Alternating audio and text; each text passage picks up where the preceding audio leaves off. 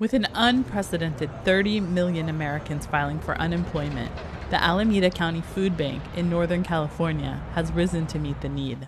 Staple items like potatoes, onions, apples, and pears, stuff that they can eat that's not just, something that's in a can. Sometimes we even provide dairy, which is nice, so it's a nice variety. Usually by the time we open, there's, between 40 and 50 cars already waiting for us to open the gates. Our emergency food helpline call volume surged right off the bat. It peaked at 1,000% higher, and we're still taking, well over 100 to 200 calls per day. About 50% of the people who are reaching out to us on a daily basis are reaching out to us for the very first time. The food banks ramped up their efforts to meet the needs. Funding comes from state and private donations. We are distributing a lot more food now. Last month alone, we distributed 20% more food than we did the year before. We're able to buy a lot of food for pennies on the dollar. We buy in bulk, so even a small donation becomes a lot of food. It is a no-contact facility. Clients are able to stay inside their car, minimal talking, minimal information is taken.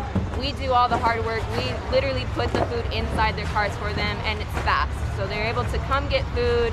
They've got to wait in a little bit of a line, but they get really good food and it's safe. Usually we would just serve low-income families in East Oakland. Now it's just about every demographic, every class of individuals coming through here. It's been humbling. We are talking to a lot of people who are coming to us for the first time, people who just completely lost hours or they were laid off and didn't know where to turn.